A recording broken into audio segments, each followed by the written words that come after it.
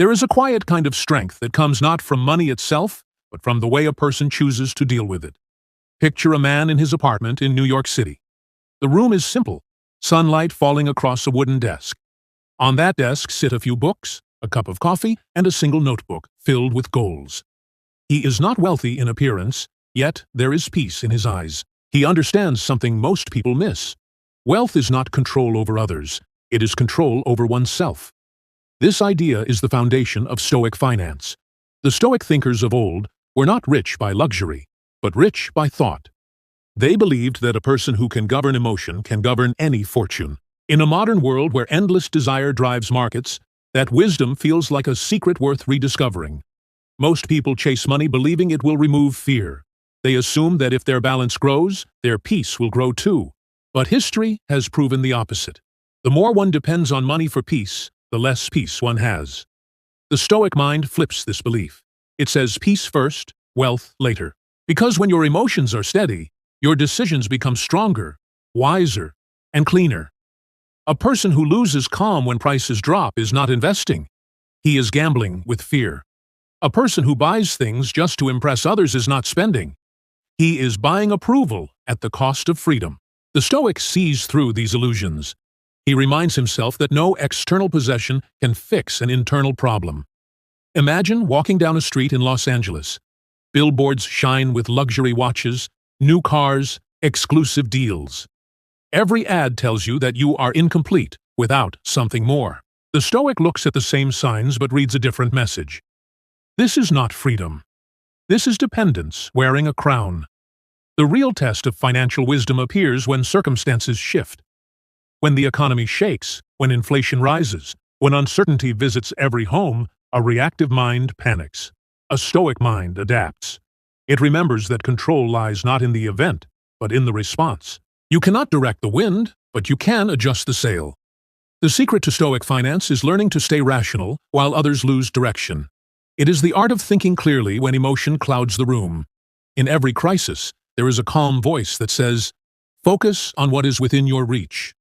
That voice is what keeps savings safe, investments steady, and goals alive. Money tests the soul more than it tests intelligence. It reveals whether you serve it or it serves you. Some people earn more yet feel poorer because their wants rise faster than their income. Others earn less but live in quiet abundance because they have mastered the balance between need and want. True wealth is not found in digits, but in discipline. There is a man in Texas who works an ordinary job but saves carefully. Each month, he invests a small portion in stable assets, studies markets, and lives below his means. His neighbor earns twice as much, yet spends recklessly. One day, the economy dips. The spender panics. The Stoic saver continues calmly, adding more to his investments because he prepared for this day. In the long run, the patient one wins. Every decision involving money is also a decision about character. When you spend impulsively, you feed chaos. When you save purposefully, you feed strength. Each dollar saved carries a story of patience. Each unnecessary purchase avoided adds another layer of freedom. There is power in simplicity. The Stoic does not decorate his life with excess. He decorates it with meaning. He knows that every object owned requires time, attention, and maintenance, so he chooses carefully what deserves his energy. This mindset protects him not only from waste, but from the endless craving that drains joy. The modern financial system thrives on distraction. Endless advertisements, quick profits, and trends built on fear push people to act before thinking. The Stoic trains his mind to slow down, to breathe between desire and decision. That small space between the two determines destiny. Imagine your bank balance as a reflection of your habits, not your luck. Every time you save, you strengthen control. Every time you delay gratification, you sharpen focus. Financial growth is not a miracle. It is the natural result of emotional mastery. In every market crash, opportunities appear for those who wait. In every rise, traps appear for those who rush. Stoicism teaches the middle path: steady, patient, consistent. It values time over timing. The calm investor, like the calm thinker, builds quietly while others react loudly. Wealth, in its purest form, is freedom, the ability to live according to your values, to choose your time, to support what matters, to say no when temptation calls. That kind of wealth cannot be taken away, because it does not depend on trends or applause. It depends only on wisdom. The Stoic approach to personal finance is not about perfection, but awareness. You may still make mistakes, but each mistake becomes a lesson, not a loss. You may still want comfort, but you learn to want it responsibly. You may still dream of success, but you no longer chase it blindly. Real success begins when your worth no longer swings with the market. When you feel rich, even in simplicity. When you can walk through a store, see something beautiful, and still say, "I do not need this to feel complete." That is financial freedom at its highest level. The kind built from inner stability, not outer symbols. The Stoic's Guide to Finance teaches that money is a tool for virtue, not vanity. It should serve your values, not your ego. The moment money starts to control your emotions, you have already lost control of both. The wise person remembers that every coin carries weight, not in metal, but in meaning. In the end, Stoic finance is not about numbers. It is about peace. It is the ability to look at your life and say, "I have enough, and I am enough." When you reach that point, you do not just manage wealth, you embody it. The man who learns to control his desire for more already holds the greatest form of wealth. In a society built on endless wanting, that control feels almost unnatural. Yet, it is the foundation upon which every lasting fortune is built. Stoicism does not reject money, it refines the relationship a person has with it. It teaches that abundance is not the goal. Balance is. Imagine an early morning in San Francisco. The city hums with ambition. Investors rush through traffic, screens glow with numbers, and hearts race with speculation. Amid all this noise, one man walks calmly with a small notebook in his hand.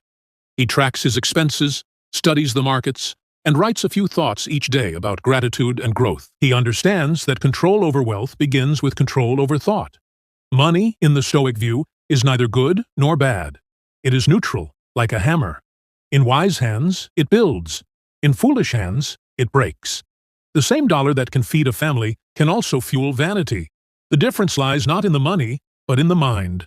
That is why Stoic wealth begins with philosophy, not finance. In America's fast financial culture, people often mistake income for intelligence. The louder the success, the greater the attention. But the Stoic sees beyond the noise. He knows that loud wealth is usually fragile, while quiet wealth is built on discipline, humility, and patience. He invests, but never worships his investments. He earns, but never loses himself in the earning. He lives below his means, not out of fear, but out of strength. Each choice reflects a principle. Self-control is freedom. There is a story about a man in Florida who worked a modest job but followed a steady plan for 30 years. He avoided debt, invested in stable assets, and ignored every flashy promise of quick returns. When he retired, he owned his home, carried no debt, and supported his children's education. His peace was not bought. It was earned through decades of wisdom. That is Stoic wealth in practice. Patient, moral, and secure. The Stoic approach to finance rejects two extremes, greed and fear. Greed makes people rush. Fear makes them freeze. Both are reactions to uncertainty. Stoicism offers a third path, reason. When prices fall, the Stoic sees opportunity. When they rise too high, he stays cautious. Emotion makes people swing like a pendulum. Discipline keeps them balanced.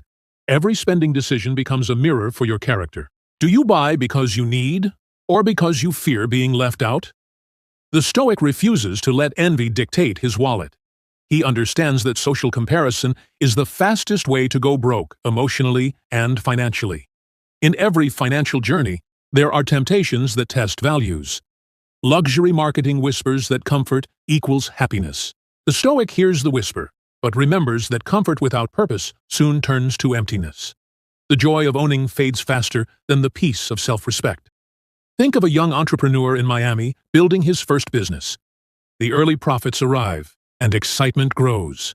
He could spend to show success, or reinvest quietly to grow stronger. The Stoic within him reminds, the goal is not to look rich, but to become independent. That quiet decision decides his long-term future. There is another layer to Stoic wealth: generosity. True abundance is not proven by what you keep, but by what you give without losing peace. The Stoic gives thoughtfully, not impulsively. He helps family, community, and causes that build real value. Charity without pride strengthens the giver more than the receiver. It purifies intention. Financial wisdom without moral wisdom is hollow. Many people reach wealth, but lose themselves in the process. They buy freedom for others, yet chain their own hearts to anxiety. Stoicism teaches that integrity and wealth must rise together. Money without virtue is like a ship without a compass. It moves, but never arrives. In moments of success, the Stoic practices humility. He remembers that fortune can turn. Markets rise and fall, but character remains. Gratitude becomes his greatest asset. It protects him from greed in gain and despair in loss. There is a silent rule the Stoic lives by. Live as if every dollar carries responsibility. Each purchase becomes a statement of value. When he chooses quality over quantity, patience over impulse, service over show, he strengthens the moral foundation of his financial life. In the United States, consumer culture often celebrates spending as achievement. People are told that happiness can be delivered in a box. But the Stoic sees another kind of happiness, the peace of needing less, freedom from unnecessary debt, the lightness of a simple home, clear mind, and purposeful work. The Stoic investor does not chase luck. He studies patterns, avoids speculation, and respects time. He understands that compounding is not only a mathematical principle, but a moral one. Small good habits repeated daily create massive change over years. The same applies to patience, gratitude, and consistency. Imagine two workers starting at the same job. One saves a small portion every month, the other plans to save later. 10 years pass, and their lives look different. The first has stability, the second has excuses. The Stoic never waits for the perfect moment. He builds with what he has, where he is. Financial independence for him is not luxury. It is dignity, the ability to make decisions without fear, to walk away from what conflicts with his values, and to live in alignment with principle. When the world celebrates excess, he celebrates enough.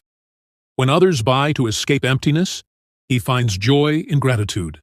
He knows that the richest life is not built by adding more but by needing less. There is beauty in restraint. Saying no to one impulse opens space for 100 better opportunities.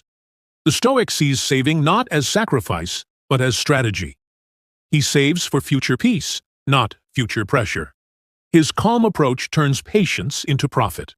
In every economic season, this mindset keeps him strong. When recession hits, he does not panic because he built reserves.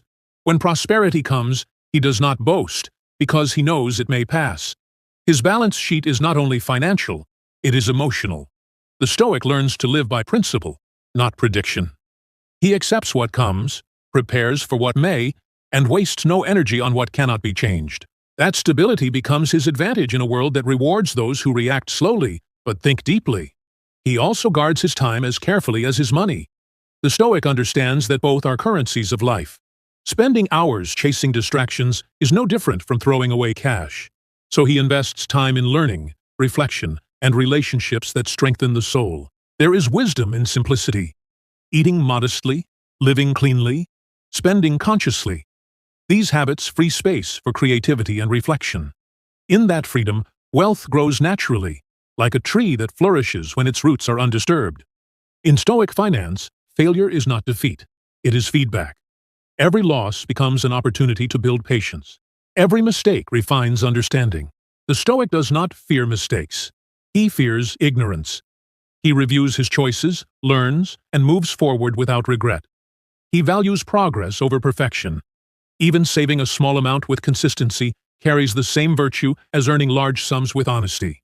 He knows that growth without ethics is corruption disguised as success.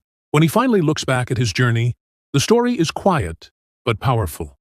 There were no loud victories, no dramatic turns, only steady, moral progress. His wealth did not arrive overnight. It arrived honestly, cleanly, and peacefully. The Stoic's guide to personal finance is not a formula. It is a philosophy. It teaches that every dollar has purpose, every habit has meaning, and every choice shapes destiny.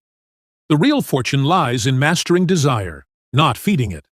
In a world filled with noise, the Stoic stands firm, calm amid chaos, wise amid temptation, patient amid haste. His wealth is visible not in possessions, but in peace. His investments are not only in markets, but in character. When others chase symbols, he builds substance. When others panic, he stays steady. When others ask how to earn more, he asks how to live better. That is the highest form of financial success, not numbers, but balance.